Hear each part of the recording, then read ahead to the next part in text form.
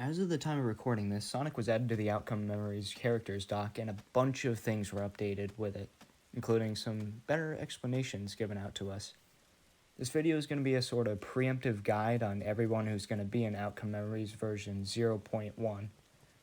I'm going to try to include as much info as I possibly can based on prior teasers, the December playtest, the Google Doc, and the most recent Q&A. I'm also going to be a bit vague about some details, but that's just because I don't know some of the specifics in them. I'm going to start with everyone's favorite victim, Miles Tails Prower. Let's start off Tails' kit with his passive, Animal Sense. It's the most recent addition to the Google Doc, and it says that whenever Tails is within 45 studs of an EXE, they're going to be highlighted to him. For the case of 2011X, this even applies for when he's invisible. I'm going to bring this back up again later because it's going to be more useful towards one of his other abilities. Tails' first ability is Laser Cannon. A meter to the left of the screen indicates its charge as it goes. Upon activation, Tails will charge up his cannon for 5 seconds. After that, pressing M1 or right trigger will allow you to fire a beam for 3 seconds. The beam's range is limitless and pushes and stuns the EXE for 5 seconds. Looking at gameplay of the December playtest, it seems that the cooldown for the laser cannon is 20 seconds. The doc also says that if Tails is hit while the cannon is charging, it will be cancelled. Tails' second ability is Glide, and it's kinda similar to how it works in TD. On use, Tails will start flying. This flight is stamina based though, and it has a meter to indicate how much more time you have to fly. It's not said in the doc, but Sobi told me in a prior Q&A that, like TD, you can ascend by holding the jump button, but it will cost more stamina. It's worth noting that there's a second of delay before you could sprint again after landing from Glide. Glide's cooldown is 35 seconds. I think Tails is going to be really dependent on the team. Since there's so much delay for his laser cannon, he can only use it when far away from the EXE. But I think his passive is meant to help with that. I think that if the EXE is highlighted to you, it's a way of telling you not to use laser cannon because danger is nearby. I think Glide is going to be useful all around though. It can probably be used the same way TD had it. However, if 2011X charges at you while gliding, you are probably screwed. In short, Tails is a backcourt survivor, and should probably keep distance from the fight. He's more helpful at a distance. Now let's move over to a more aggressive survivor. To start Knux off, he has a really useful passive ability. If Knuckles jumps into a wall that's lower than the spot he jumped from, he'll cling to that wall. From there he can jump off and glide away with some speed. He can also jump from one wall to another and keep landing on them over and over and over again until he hits the ground. Knuckles' first ability is Punch. On activation, Knuckles will sort of take a fighting stance and can't sprint while in it. From here, pressing M1 will let him do a lunging punch attack where the crosshair is aimed. The punch can also be charged while in the fighting stance, increasing the time stunned to the EXE for when it hits. To indicate when it's fully charged, his hands will also light on fire. There's a small sprint delay after punching as well. Knuckles' second ability is Counter. In short, it's Knuckles' block from TD, but with more risk and reward. Countering gives you a second of iframes where, if the EXE hits you, they'll be stunned for 2 seconds. You can only walk while countering though. It's also worth noting that Counter is one of the only 2 abilities that can stun 2011X while he's charging. Lastly, if you successfully counter an EXE, then punch them while they're stunned, the stun will last for 10 seconds. I think Knuckles is going to be the hardest survivor to use out of all of them because of the risk-reward nature of his abilities. Fumbling either of them will likely lead you to taking damage, but if you consistently land them, you're going to be a force to be reckoned with. He's a front court survivor meant to go head-to-head with the EXE at all times. Now I'd like to move to who I think is going to be my main at the game's launch. To start Dr. Robotnik off, he has what I consider to be the best passive ability compared to everybody else. He has a double jump that has a short cooldown, and it could also be used when falling normally as well. His first ability is Jetpack Boost. On activation, Robotnik gets a major speed boost for 3 seconds. Its cooldown is 22 seconds. His more important ability is Energy Shield. On use, he gets a shield that lasts for 5 seconds. If the EXE attacks it, it'll break and they get stunned for a second. This ability has a 24-second cooldown. This is also one of the only 2 moves that works against 2011X's charge. Eggman seems to be the only survivalist kind of survivor in the game, or at least for launch. All of his abilities benefit him and only him. However, he does have the best time reviving others because of his shield. His self-reliance means that he's capable in all scenarios, but that still doesn't bring much to the team. The closest support he can provide is activating his shield and staying close to another to defend them both. However, his moveset is going to be worked sometime after launch, and this will become irrelevant eventually. Amy is by far the most interesting survivor in Outcome Memories, at least in my opinion. Her first ability, Hammer Attack, is usable in 2 ways, as a hammer swing and a hammer bounce. Using Hammer Attack while on the ground will make her swing her hammer, while using it while airborne will make her bounce into the air right after hitting the ground. Both versions of this move can stun the EXE. However, the stun time is based on another ability of hers. The cooldown is 15 seconds. Rosie's second ability is another stunner. On activation, she'll start aiming her hammer with the crosshair, and pressing M1 from there will have her throw it. Hitting the EXE with it will stun him for a few seconds. However, she won't be able to use any sort of hammer-based ability until the hammer returns to her a few seconds later. The cooldown for it is 25 seconds. Amy's third ability, Reroll, makes her a gambler. On use, Rosie will pick out 2 tarot cards from a pool of 6 of them.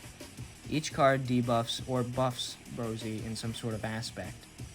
The Fool weakens her stun time but increases her speed by 1.5. The World highlights everyone in her POV but reduces her speed by 2. A Strength card reduces her speed by 3 and her damage resistance by 10% but increases her stun time. The Emperor increases her speed by 2 and gives her 15% damage resistance. The Sun card gives Rosie the ability to passively heal, but darkens her vision over time. And lastly, the Moon card randomly increases or decreases her speed between negative 1.5 and 1.5, and her damage resistance between negative 15 and 15%. Her 2 currently equipped cards are always shown above her health bar. Reroll's cooldown is 24 seconds. Like Knuckles, Rosie is meant to be more of an aggressive stunner. Unlike him though, she comes with a side of gambling. Her cards let her choose to be fast but weak, tanky but slow, have reconnaissance capabilities, or have curse regeneration. The best way to put it is that your cards choose whether you have a passive or you're stronger in some sort of aspect. It's all picked by chance. See what I did there? Metal Sonic is another risk-reward kind of survivor. Compared to everyone else, he has unique stats and conditions. He has 175 health by default, along with 50% resistance to damage. He's tanky, in short. However, he can't go down or be revived. He also explodes on death, stunning the EXE for 10 seconds. Cream's healing ability doesn't work on him either. Metal Sonic's first ability, Destructive Charge, is by nature a risk-reward move. On activation, Metal Sonic will stop in place for a second, then start charging in the direction your camera is facing for 5 seconds. You can turn while charging using the camera, and charging into the EXE will make you grab them and take them with you. This comes at a cost though. You take rapid damage as you push him. You can stop this, however, by pushing the EXE into a wall. If you push him into a wall, Metal will combo them, stunning them for 7.5 seconds. Charging into the EXE without the combo will stun them for less time though. If you charge into a wall without pushing the EXE, you will be stunned for 2 seconds. I would like to also note that there has been a clashing mechanic stated for Metal Sonic in 2011X. It hasn't been stated how it will happen yet, but it probably occurs when they charge into each other. Destructive Charge has a 25-second cooldown. Self-Repair is Metal Sonic's second ability.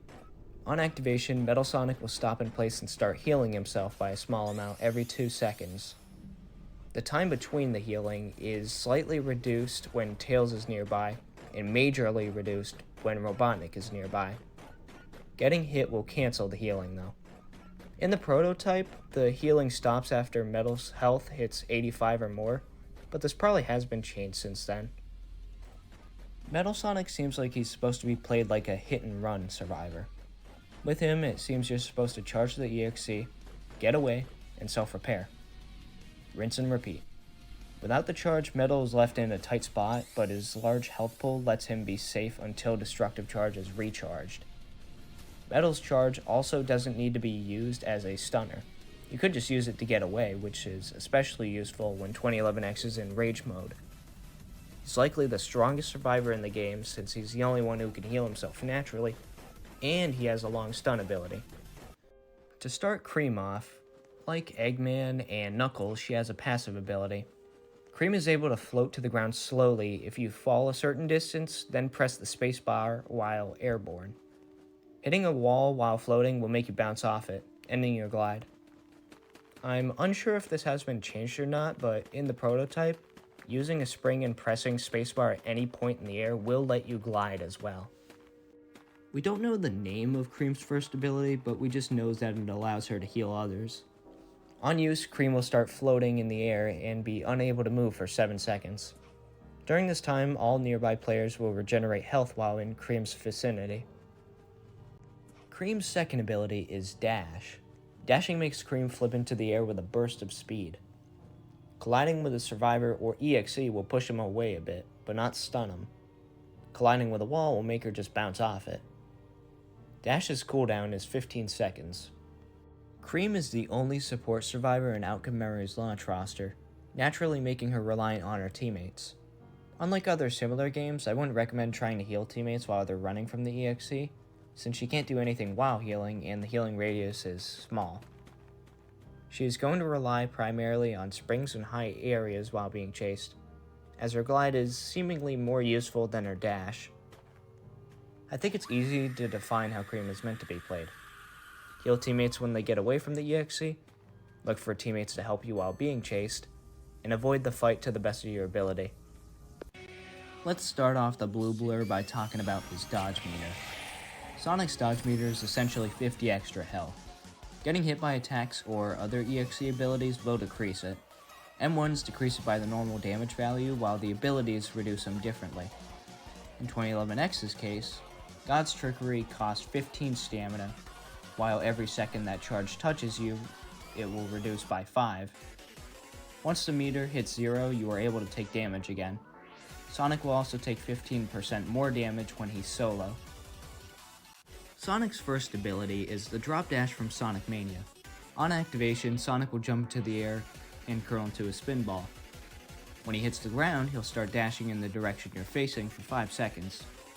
Ramming the EXE stacks stuns. The first and second stun last for a second, but the third lasts for 3 seconds. Every hit with drop dash also regens 20 stamina on Sonic's dodge meter. The drop dash also ends on the third hit regardless. Drop dash's cooldown is 25 seconds. The peel out from Sonic CD is Sonic's second ability. On activation, Sonic will stand in place for 3 seconds, then start dashing very fast in the direction you're facing. Deja vu, right? Almost just like Metal Sonic's destructive charge. Touching survivors while running makes you carry them until the dash is over.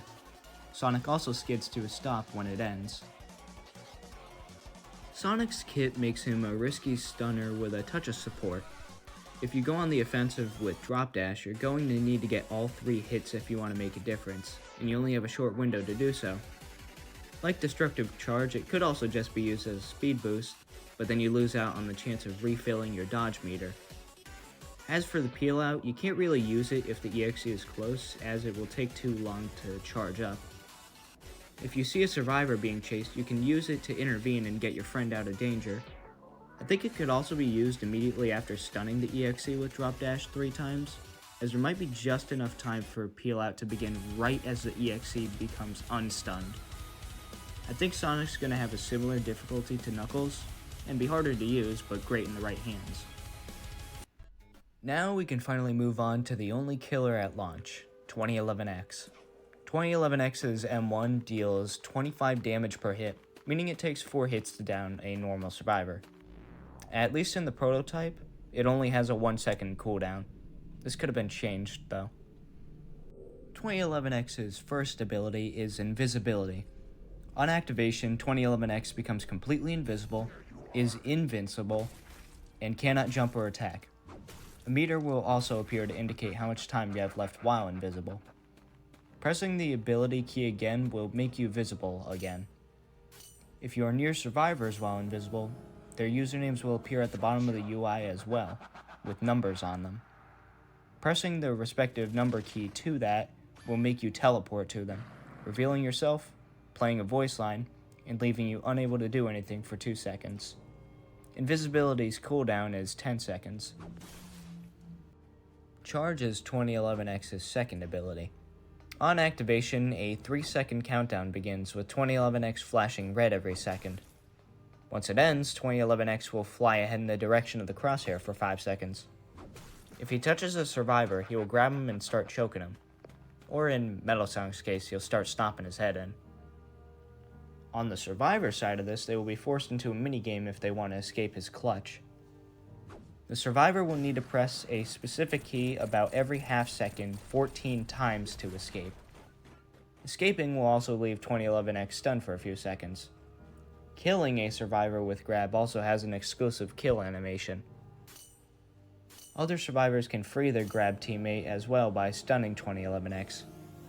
It's important to note that 2011X has iframes during the charge and that you can't grab Robotnik while his shield is up, or Knuckles is countering. Charge's cooldown is 35 seconds. God's Trickery is 2011X's third ability. We haven't gotten a real look at it, aside from the effect it leaves on survivors. On use, 2011X will teleport to a survivor, darken their vision, and perform an unavoidable attack. I swear the Google Doc used to say that 2011X would flash blue or orange, and that told you how to avoid it. This is going off poor memory, but I think it said that if 2011X flashes blue, don't move, and that if he flashes orange, move. Do not quote me on that, though. I could very well be wrong. If 2011X hits a survivor with God's Trickery, their vision becomes very glitchy and hard to see for a few seconds. 2011X has a 3-second end lag after the attack anyways. God's Trickery has a 45-second cooldown. Rage Mode is 2011X's last ability. On the left of the UI, the rage meter is displayed. It fills up as 2011X gets stunned and allows you to use Rage Mode once it's full. On activation, 2011X will play an animation, get a red aura, and a timer will appear at the bottom of the UI, indicating how much time is left for his Rage Mode. Previous teaser showed it to last 45 seconds. While in Rage Mode, all survivors are highlighted to 2011X. He's faster, his M1 deals 40 damage, and stuns against him only last for a second. Rage Mode doesn't seem to have some sort of cooldown in place. I'm not really sure how to define 2011X's playstyle since he's going to be the only killer at launch. Since there's no other killers to compare him to, it kinda seems pointless. But I can give a few tricks that I think will work. As I've seen in the prototype, normally revealing yourself from invisibility does not reset M1's cooldown, meaning that you could attack someone right after becoming visible. It also seems like a good idea to use God's Trickery off the start of any game, seeing as it teleports you to someone no matter how far away they are. It's the fastest way to dive into a chase when the game begins. One last tip is to use Rage Mode as soon as you get it and whenever possible. There's no downsides to using it, so why not take advantage? Alright, that was a lot and easily the most effort I have ever put into a video of mine. I hope some of this stuff is useful, or at least a little relevant, considering that Outcome Memories is still in development and anything is subject to change. While OM isn't exactly releasing in the time frame I thought previously, I think it definitely could release this month. Regardless, I'm looking forward to playing it once it's out, and I'm going to make a lot of content on it. I feel like with us getting a look at the work in progress trailer, we aren't far away from the release. Thank you all for watching, and I hope you have a great day or night. Take care, friends.